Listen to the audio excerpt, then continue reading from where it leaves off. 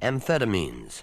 The stimulants, usually amphetamines, is another group of drugs that is being widely used and abused today. Stimulants, commonly called uppers, speed, pep pills, crystal, or eye-openers, usually are taken by mouth in the form of little white tablets. They include benzedrine, bennies, dexedrine, dexies, methadrine, Ritalin, and Preludin. Many drug users are aware of and freely admit the danger of the amphetamines. Perhaps you've seen the poster that reads, "Speed kills." It can and does.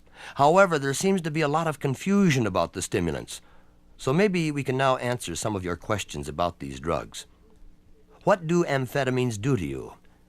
The amphetamines artificially stimulate your entire system, causing you to feel wide awake and alert. They decrease your appetite but increase your desire to talk. They enable you to think faster, but not carefully or deeply. They increase general demands on body resources, wearing the body down. After coming down off uppers, you crash or fall asleep and wake up the next day feeling very listless and depressed. This is called the rebound effect. Your energy is sapped, and it usually takes an entire day to recover. Why do people use amphetamines? Some truck drivers will pop a couple of bennies in order to stay awake while they drive. This is a dangerous practice because after the bennies wear off, the user feels very drowsy, thus increasing the chance of the truck driver falling asleep at the wheel. Some students will take a stimulant drug in order to stay awake and study for an exam. This trick often backfires because the next day the student is usually too tired and depressed to think clearly. In fact, there have been scientific studies that show that amphetamines interfere with complex mental tasks and memory. And there are certain people who take amphetamines just to feel high, rather than to assist in weight reduction or for other rational reasons. Are amphetamines addicting? Yes and no. They are not addicting in the sense that your body craves them in order to function. However, most amphetamine users become emotionally dependent on them, often taking uppers for many days in a row in order to escape the low period of depression that always follows stoppage. Also, amphetamines have a high tolerance level. This means that you have to keep taking more and more pills to feel the same effects. For example, if someone gets wired on, let's say 1 white, it will take maybe 2 or 3 whites to get them wired the next time. Some users have to take as much as 100 times the regular dosage in order to feel the desired effects. What are speed freaks? Speed freaks are the people who inject methadrine directly into their bodies with a hypodermic needle. Speed freaks tend to continue injections of the drug for days at a time. During these runs, the body wears out, and there is a weight loss of sometimes as much as 20 pounds. The speed freak cannot think clearly. He forgets recent events. He misplaces and loses things. He continually chatters to others, or if no one will listen, he talks to himself. He exaggerates things that happen. His moods shift abruptly, and he can become very aggressive and even violent over the smallest things. When the speed freak finally crashes, he will sleep for a day or two, only to wake up feeling extremely irritable and miserable.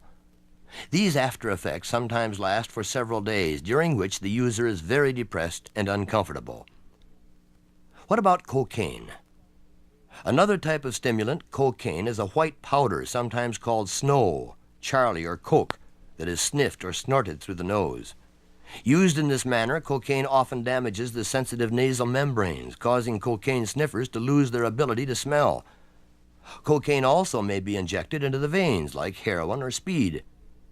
It causes a hyperexcitability that often wears off within an hour, leaving the user very depressed.